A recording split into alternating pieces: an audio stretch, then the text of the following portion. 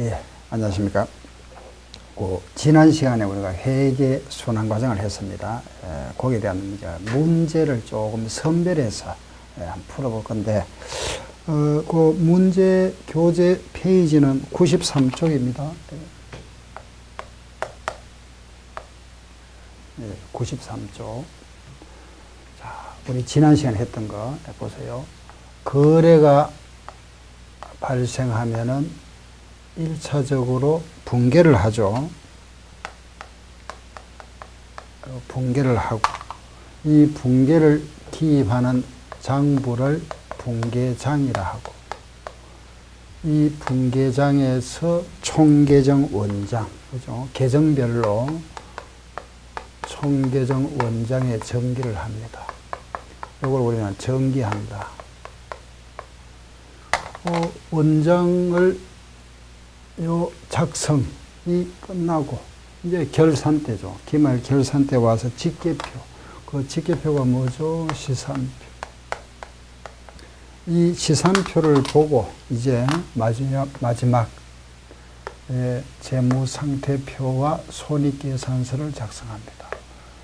재무상태표 그리고 손익계산서. 이 시산표에는 모든 계정이 다 들어가죠. 여기에는 자산, 부채, 자본, 비용, 수익, 모든 계정이 다 들어갑니다. 그죠?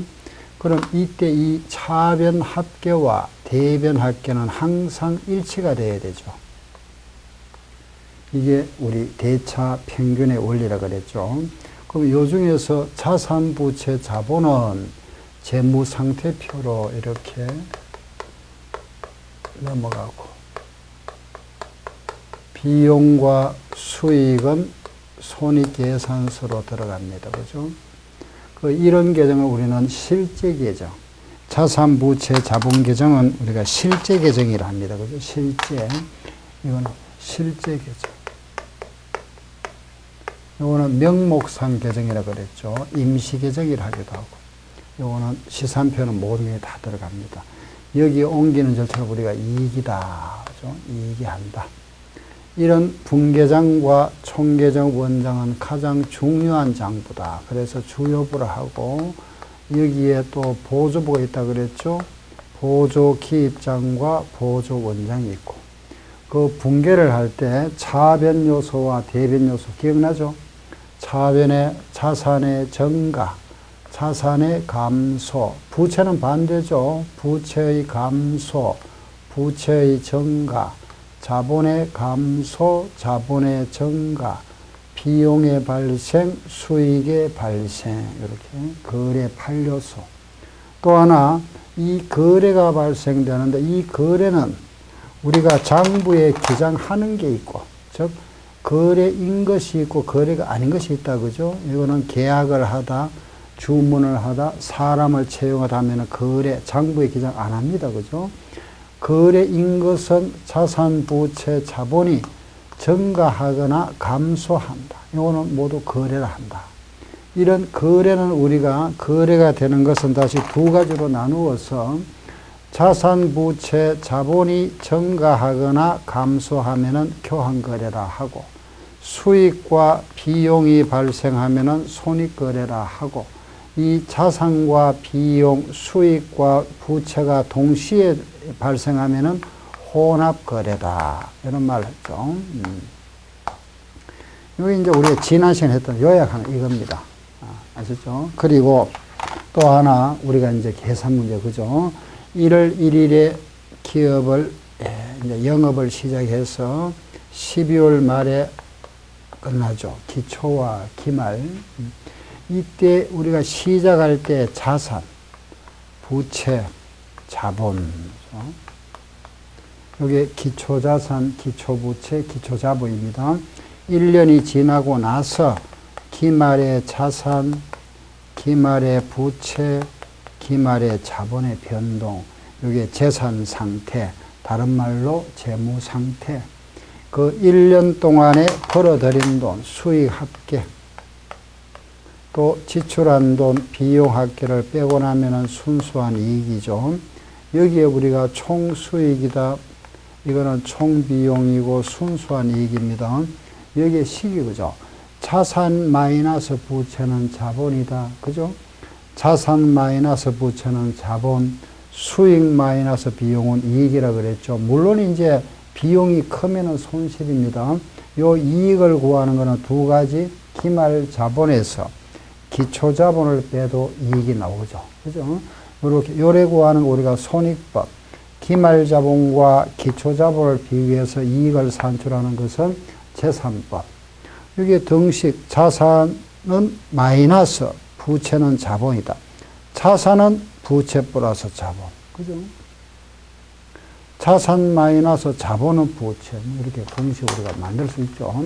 요게 기본 원리, 이론. 우리가 회계의 기본이 이제 이론이면서 요런 게 이제 기본 공식입니다. 그죠? 1년 동안의 재산 상태, 12월 말의 재산 상태, 1년 동안 손익계산, 벌어들인 돈. 자, 여기 관련되는 거. 네, 다 같이 93페이지 보세요. 회계 등식 중에서 맞는 거 찾아보세요. 그죠? 이렇게 시험에 이래 나옵니다. 지금은 이제 우리가 문제 위주로 하는 건 아닙니다. 예, 우리가 이제 기본 과정이니까 기본 이론 위주로 이제 이해를 하셔야 되겠죠. 그죠? 하고 나서 문제는 또 나중에 문제 풀이반 시간이 문제 풀이 합니다. 별도로 다른 별로 문제 중심으로 풀이하니까 그때 가서 집중적으로 보는 거고, 지금은 아 이런 거구나 이렇게 시험에 나오는 건 하는 조금 감만 잡으시면 됩니다.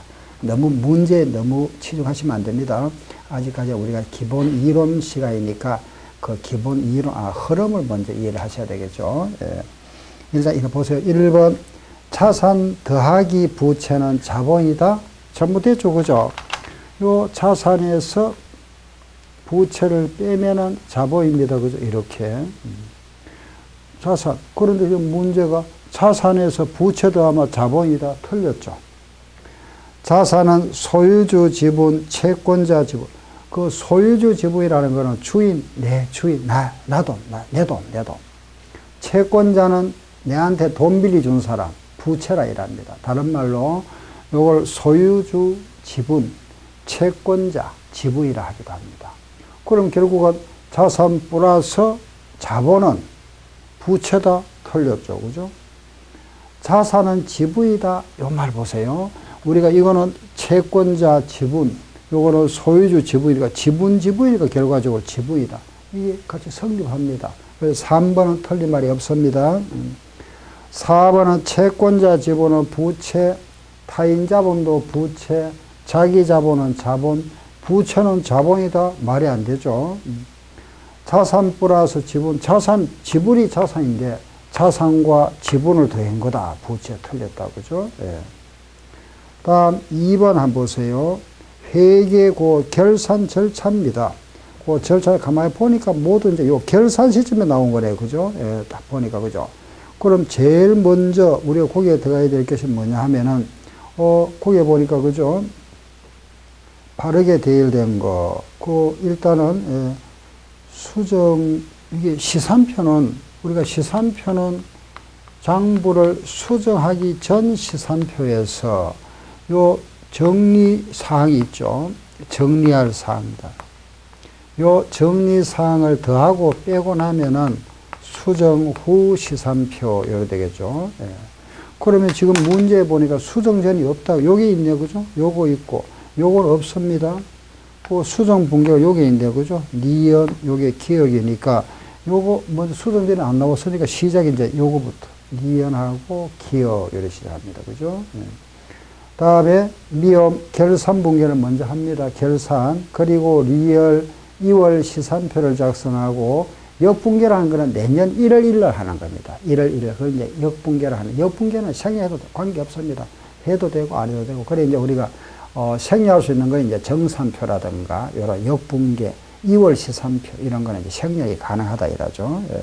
그 순서가 수정 분계 후에 수정 후를 하게 되고, 다음에 결산 분계를 하고 나서 차기입을 해야 되잖아. 그죠? 2월 시산표를 작성합니다. 마지막 단계. 그러고 나서 내년 1월 1일 역분계, 이런 순서입니다. 3번 회계상 거래에 포함되지 않는 것, 그랬네. 요 거래인 것과 아닌 것, 요거 구분하는 겁니다. 1번, 원료를 구입하고 어음을 발행했다. 당연히 자산이 증가됐죠. 그죠? 따라서 요거는 거래고, 차입금에 대한 이자를 지급했으니까 돈이 나갔습니다. 수표를 발행해 지급했으니까 자산의 감소. 급여를 아직 못 줬으니까 부채가 늘어났겠죠. 그죠? 우리가 월급을 못 줬으니까 월 30만 원 임차료로 건물에 계약을 했다. 요거는 거래가 아니다. X. 보관 중인 상품이 소실되다. 자산이 감소됐죠. 거래를 합니다. 예. 다음 4번. 회계상 거래가 아닌 것. 한번 보세요. 첫 번째, 상품을 팔았다. 자산의 감소. 건물이 장마에 침수되어 파손되다. 자산의 감소. 원료를 구입하기로 계약하다. X. 계약하다. 구입하다. 사람을 채용하다. 이거는 거래가 아닙니다. X. 그 상품이 변질됐다. 자산의 가치가 하락했죠. 그죠? 비용 발생. 차입금 지급, 이자 지급 못했다. 부채가 늘어나겠죠. 예. 다음 5번. 거래 요소의 결합 형태 중에서 잘못된 거 찾아보세요. 이게 거래 8요소입니다. 그죠? 자산의 증가, 여기 있죠. 수익의 발생, 여기 있죠. 자산의 증가, 비용의 발생 감소니까 대변 맞죠. 그 비용의 발생 차변, 부채 증가 대변 맞고, 그죠? 자본의 증가는 대변이 있어야 되죠. 잘못됐네요. 그죠? 수익의 발생은 맞고, 수익의 감소는 차변, 자산의 감소는 대변, 자본의 증가는 대변이 있어야 됩니다. 그죠? 틀렸죠? 답 4번. 다음 6번도 똑같은 문제입니다. 복식부기 기장법칙에 어긋나는 것 그랬죠. 차변의 부채가 감소됐다. 부채가 감소되면은 차변 맞네요. 그죠? 차변에 수익이 발생한다. 수익의 발생은 어느 변이죠? 대변. 틀렸다. 대변의 자산의 감소, 대변의 자본의 증가, 차변의 비용의 발생 맞죠? 예, 이번에 7번. 거래 종류에서 우리 요 거래 종류가 세 가지 있습니다. 자산, 부채, 자본은 교환거래, 비용과 수익은 손익거래. 요게 동시에 발생하면 혼합거래라 그랬죠. 그 손익거래에 해당하는 것 그랬습니다. 1번 미수 수익은 자산. 앞에 미수가 나오면 자산입니다. 따라서 이거는 교환거래에 들어가겠죠. 그죠? 매출, 채권, 회수다. 이것도 자산, 교환거래. 매입 상품의 애누리, 우리가 상품을 애누리 했으면 역분기를 해봅니다. 상품을 감소시키니까, 자산의 감소니까 이것도 교환거래. 4번 대손충당금 하면은 돈 회수불능될 거, 우리가 대손상각비라는 비용을 발생시킵니다. 따라서 그 비용이 발생되니까 무슨 거래죠? 손익거래입니다. 우리가 요 대손충당금에 대해서는 다음 시간에 강의를 듣고 나면은 왜 이게 비용이 생길지 알 수 있습니다. 대손충당 계정을 붕괴하면 대손상각비라 이랍니다. 대변의 대손충당금. 그 대손상각비가 비용이니까 손익거래. 차변이나 대변의 비용이나 수익이 발생하면 손익거래를 합니다. 8번, 자, 보세요. 임시계정이라 그랬죠. 그죠? 요거는 실제계정, 요게 명목계정 또는 임시계정이라 하는 겁니다. 아셨죠? 그럼 비용과 수익은 임시계정이다 또는 명목계정이다. 그럼 임시계정이라는 거는 비용과 수익입니다. 그죠? 비용과 수익이 아닌 것 찾아보세요. 그랬죠. 그 배당금을 내가 받았으면 수익이고 수익입니다. 그죠? 감가상각비는 비용이 될 거고 매출은 수익이고 보험료가 아니고 선급보험료로 뭐라 그랬죠? 자산. 자산은 실제계정. 매출원가는 비용계정. 비용 수익은 임시계정이라 합니다. 비용 수익이 아닌 것 찾아봐야 되겠죠. 다음 9번. 명목계정이 나왔습니다. 같은 말입니다. 그죠? 임시계정이나 명목계정은 같은 말입니다. 그럼 명목계정은 수익과 비용을 말한다. 그 수익과 비용인데 명목계정으로서 잔액이 대변에 발생하는 거 그랬죠. 그 대변에 잔액이 남는 거는 뭐죠? 수익. 수익계정 찾으면 되겠습니다. 그죠? 1번은 자산, 2번은 부채를 합니다. 매입 채무는, 급여는 비용, 이자 수, 정답. 그죠? 예. 자본금은 자본이고. 다음 10번은 장부는 주여부와 보조부로 나눌 수 있다. 주여부와 보조부로 나눌 수 있고, 다시 보조부는 다시 보조 기입장과 보조 원장으로 나눴는데, 보조 기입장이 아닌 거, 이거 딱 보면 현금 출납장, 소외현금 출납장, 매입장, 매출장, 받으름 기입장, 지급음 기입장은 모두 보조 기입장이랍니다. 보조 원장에 들어가는 거는 상품 재고장, 매출처 원장, 매입처 원장, 적성품 원장, 주주 원장. 주로 그때 원장이 많이 나옵니다. 그 하나가 이제 또 상품 재고자 원장이 아니죠. 상품 재고자 우리가 다른 말로 상품 원장이라 하기도 합니다. 그래서 거기에 나와 있는 답은 2번이 되겠습니다. 그죠? 예. 이번에 11번. 회계 순환 과정에서 정기 다음에 행하는 절차. 자, 요 정기 다음에 행하는 절차 물었습니다. 어느 거죠? 네, 좀 애매하죠, 그죠? 정기가 뭐죠? 분계장에서 총계정 원장에 옮기는 걸 정기라 합니다. 그 정기가 요 옮기는 절차를 우리가 정기라 합니다. 그럼 정기 다음에 이게 아니고 요거 다음에 이게 되죠, 그죠? 시산표. 무슨 말 알겠죠? 네, 잘못 생각하면은 이거 혼동할 수 있습니다. 요 정기 다음에 행하는 정기라 하는 것은 총계정 원장에 옮기는 절차가 정기입니다. 요 다음에 하는 것이 아니고 이게 동시에 일어나는 거죠, 그죠? 옮기는 절차가 정기니까 여기 옮기는 게 정기입니다. 그래서 거기에 보면은 총계정 원장 하면 안 되고 그 시산표가 답인데 시산표 2개 나와 있네, 그죠? 수정 전과 수정 후, 당연히 뭐가 되죠? 수정 전이 되겠죠, 그죠? 예, 수정 전 시산표. 예. 12번 시산표는 항상 차변 대변 합계가 같다 그랬죠? 예. 요 합계 같지만은 요 차변 대변이 똑같아져야 됩니다, 그죠? 그런데 우리는 이 시산표에서 발견할 수 없는 오류가 있다 그랬습니다. 10원, 10원을 기입했다. 이걸 2번 기입해 버립니다. 그죠? 이런 거는 발견할 수 없다.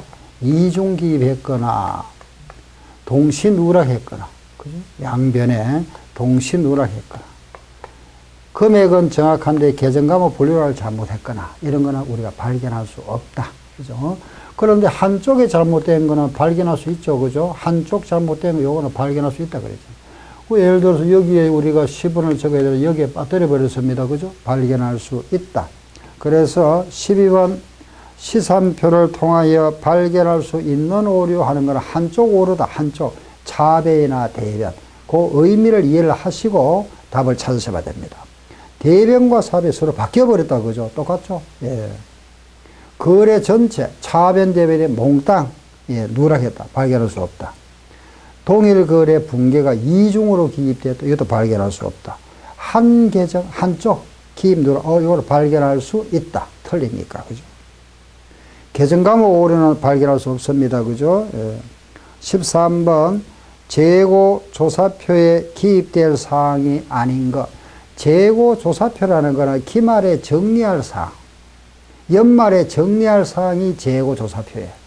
연말에 정리할 사항들을 모은 표를 우리가 재고조사표를 하는 겁니다. 그 의미만 알면 답 찾기는 또 쉽겠죠. 그죠? 기말에 재고자산을 파악해 본다. 당연히 연말에 해야 되죠. 연말에 감가상각비도 계산합니다.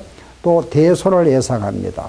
또 주식거래에서 금액이 하락한 건지 상승한 건지, 그죠? 평가 손익도 계산해 봅니다.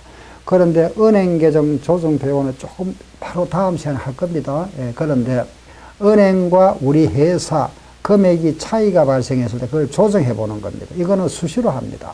결산 때만 하는 것이 아니고 내가 필요할 때마다 내가 음을 또는 뭐 수표를 발행해야 됩니다. 그죠? 그때 잔고가 얼마 남은지 알아봐야 되겠죠. 그때 수시로 하는 게 은행계정 조정표입니다. 그래서 답은 5번이 되겠고, 14번. 다음 회계연도로 이월할 수 없는 계정. 그래서 우리 계정이라는 거 이게 다입니다. 자산, 부채, 자본, 수입이 다인데 요 계정들은 잔액이 남으면 계속 넘어가죠. 그죠? 다음 기로 넘어가지만은 차악이 이월이 되지만 이 계정들은 다음에 넘어가면 안 되겠죠. 원래 월급이 100원 나갔는데 여기 100을 또 다음에 넘어가면 안 되죠. 내년은 내년이고.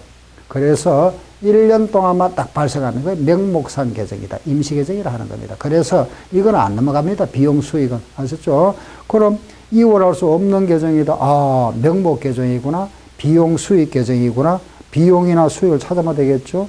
1번은 자산, 2번은 부채, 3번은 자본, 4번은 수익 정답.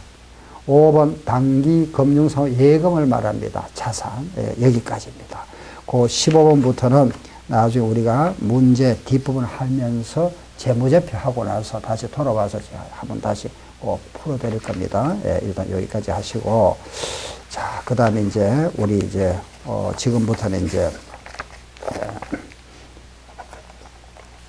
다음 장으로 넘어갑니다. 예, 이제, 지금까지 이제 지난 시간에 이어서, 우리가, 회계의 흐름을 해본 겁니다. 순환 과정. 회계 흐름 하는 거 이겁니다. 그죠? 예, 요 흐름.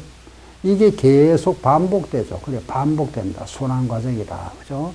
거래, 붕괴, 원장 작성하고, 시산표, 재무상태표와 손익계산서. 우리가 또 실예를 가지고 한번 이렇게 작성도 한번 해봤죠. 그죠? 예, 이렇게 하고.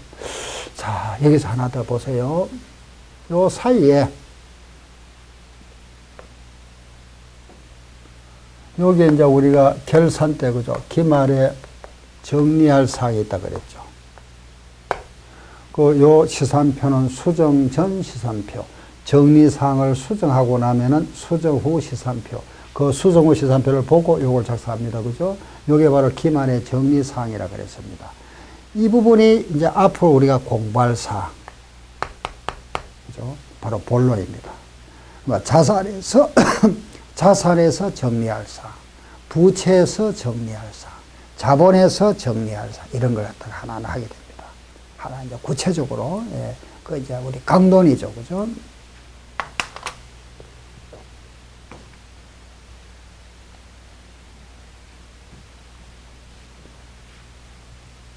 그러면 이제 지금부터 그 기말의 정리사항 이제 한다 하는 거 아시고, 네. 자, 네, 보세요. 우리가 이제 이 자산입니다. 그죠? 자산. 자산. 요 교재는 105쪽입니다. 예, 105쪽인데,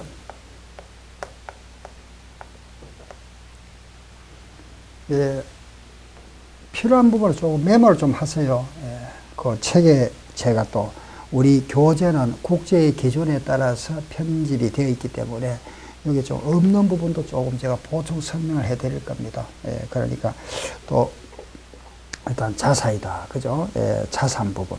먼저 우리가 이제 자산에서 알아야 됩니다. 자산에서. 그러면 자산하고 나면은 부채. 순서가 자산, 부채, 자본, 수익, 비용, 이런 순서라 그랬죠. 차례대로 합니다. 예. 그럼 자산이 일단 뭐냐? 자산은 우리 지난 시간에 뭐라 그랬죠? 기업이 소유하고 있거나 가지고 있는 것. 예를 들면 뭐 현금, 예금, 그죠? 주식, 이런 거. 상품, 건물. 받을 권리가 있는 거. 대여금, 외상 매출금, 뭐 받으름, 그죠? 미수금, 이렇게. 받을 권리가 있는 거. 이걸 자산이다. 그래서 요 우리가 자산이라 하는 거는 가지고 있거나 받을 권리가 있는 거다. 그죠? 이걸 우리가 자산은 더 쉽게 표현하면은 돈이 될 수 있는 내 재산을 말합니다. 돈이 되는 거. 돈 되는. 그래서 이걸 우리가 조금 이제 책에다가 돈이 될 수 있는 거 하면 안 되죠. 그죠? 그래서 이걸 말을 조금 이제 우리가 이걸 조금 꾸며서 이렇게 표현합니다.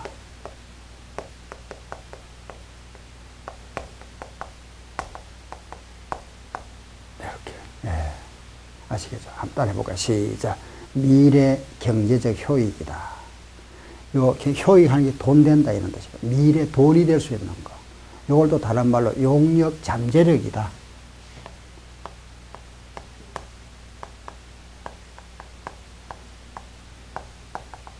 여기는 용역이 이런 뜻이죠. 그죠? 예, 뭐, 내가 수익을 가져올 수 있는 잠재된 능력이다. 이렇게 표현하죠.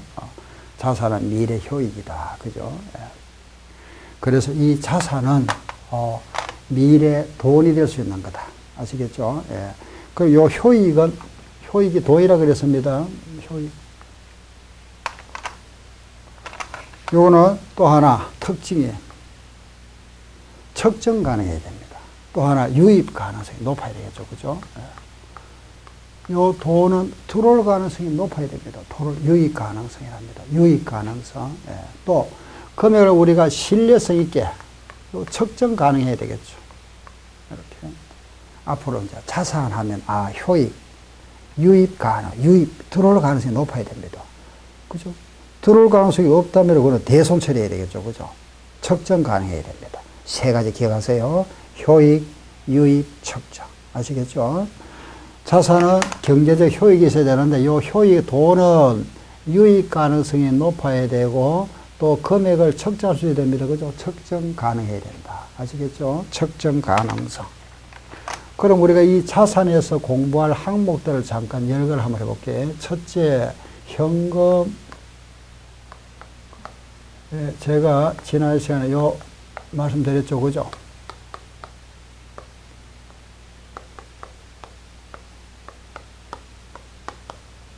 이걸 우리가 공부하게 됩니다. 현금, 예금, 주식, 외상, 상품, 건물, 기타. 현금에 대해서, 예금에 대해서, 주식, 외상, 상품, 건물, 기타. 이렇게. 아시겠죠? 예.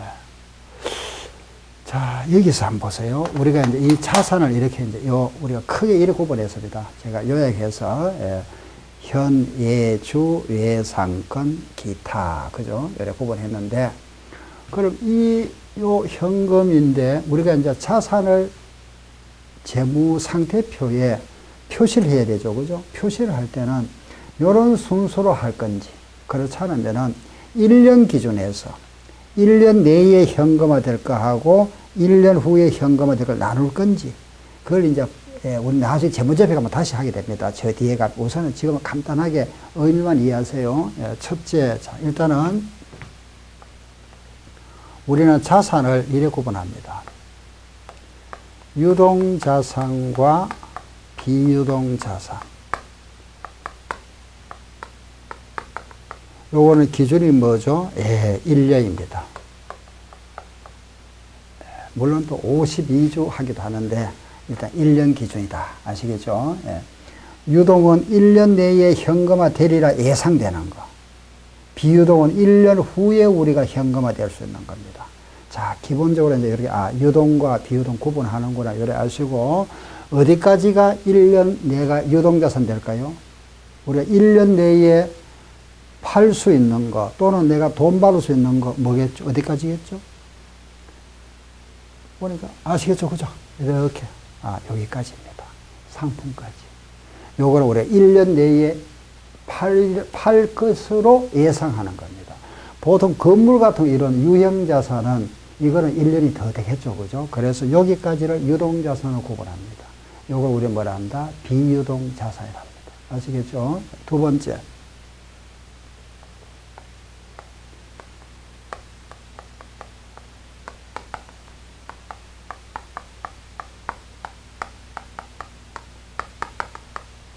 금융자산과 비금융자산.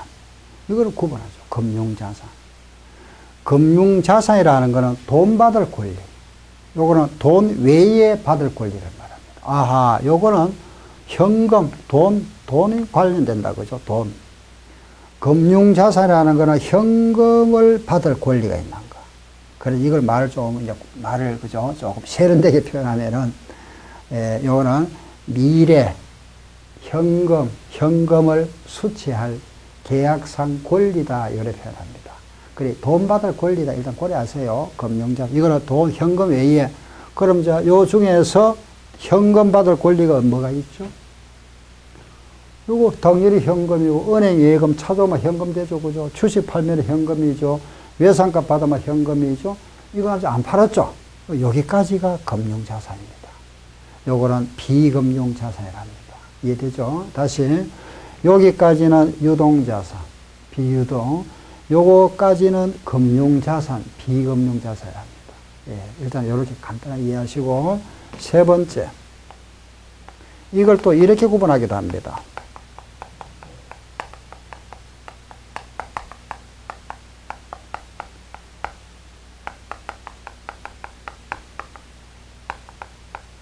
화폐성 자산과 비화폐성 자산, 이렇게. 화폐성 자산을 하는 거는, 예, 간단하게 보세요.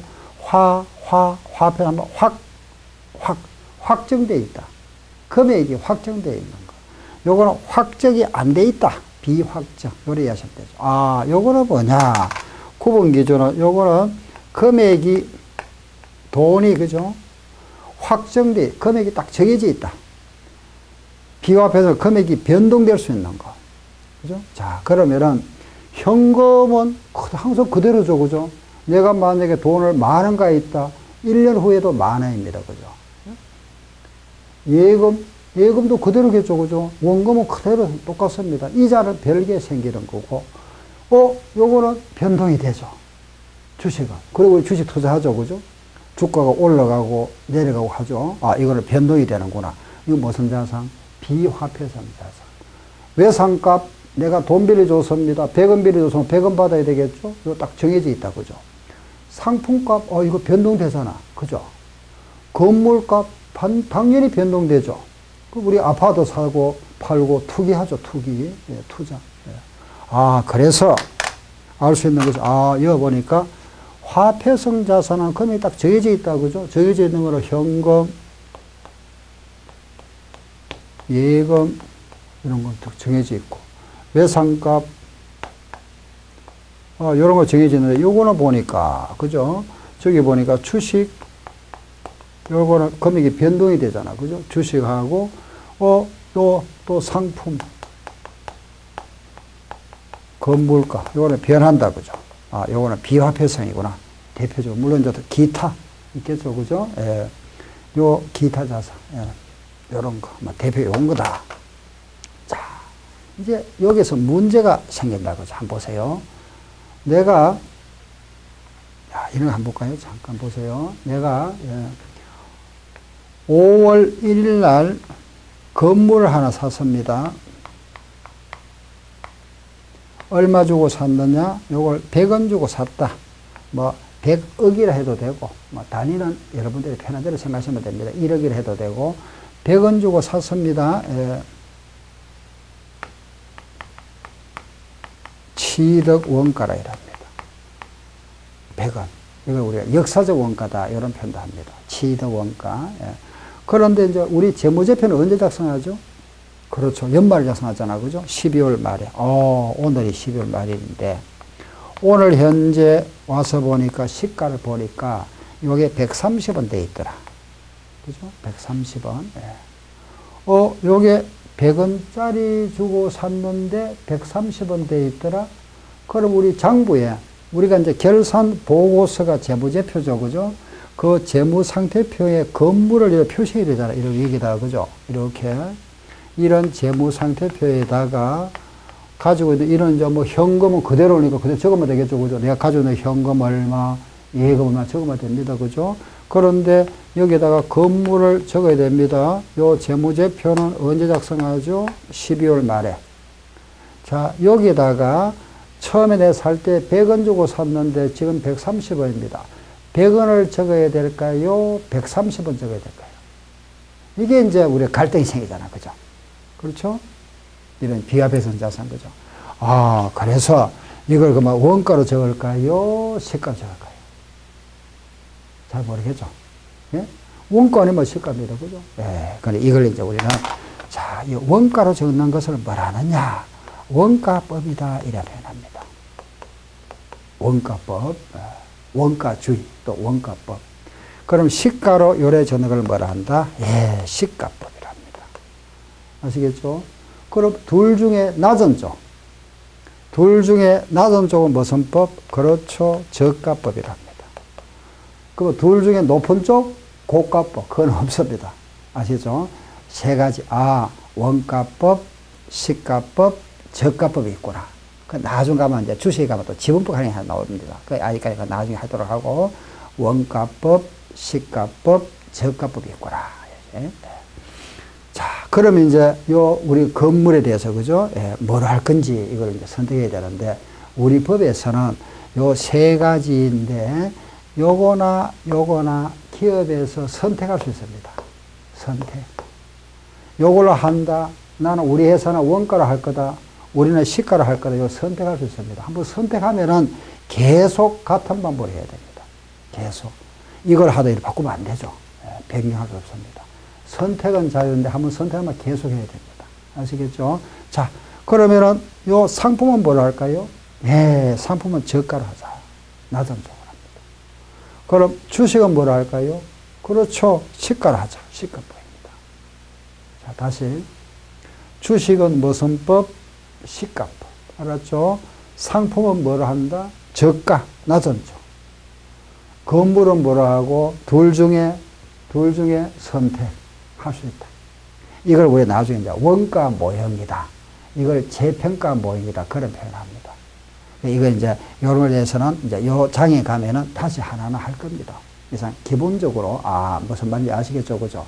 그래서 이런 비화표성 자산은, 이렇게 우리 법으로, 그죠? 주식은 시가로 하자. 상품이면은 저가로 하자. 건물은 선택할 수 있다. 기업에서 이렇게 정해놨습니다. 아시겠죠? 예, 그 항목별로. 이제 우리가 법에 이런 나옵니다. 그 원가를 일단 건간으로 하자. 건간 뿌리 건자잖아. 그죠? 그 원가를 우리가 기본으로 해서 시가를 하는 경우 또 저가를 하는 경우가 있습니다. 근데 회계원리서는 또 그렇게 많은 항목들을 갖다 우리가 이렇게 구분하지 않으니까 근데 기본적으로 사항은 아시면 됩니다. 자, 이거 하나만 더. 그럼 원가로 하게 되면은 좋은 점이 뭘까요? 원가로 하면. 이거는, 그죠? 원가로 하면은 좋은 점이 뭘까요? 그렇죠. 신뢰성이 높다. 그죠? 믿을 수 있다. 왜? 검증 가능하니까. 요거는 검증 가능합니다. 그죠? 그 여수증이 있잖아. 사왔을 때. 얼마 주고 샀다 하는 거. 그죠? 검증 가능. 믿을 수 있다. 요 시가는 시시각각으로 배합니다. 그죠? 예, 시간, 시시각각으로.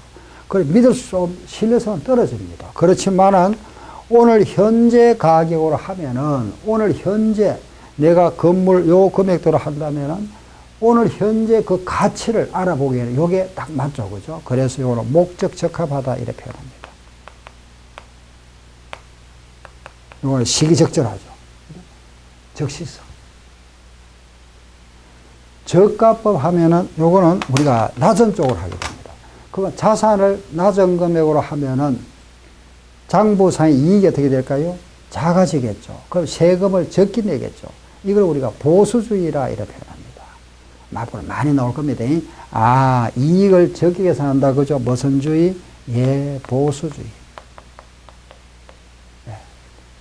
자, 여기서 원가로 하게 되면은 신뢰성은 높습니다. 그죠? 근데 목적 적합성은 떨어지고, 시가로 하게 되면은 목적 적합성은 높지만은 신뢰성은 떨어집니다. 그죠? 이걸 우리가 서로 상충 관계라 합니다. 서로 충돌한다.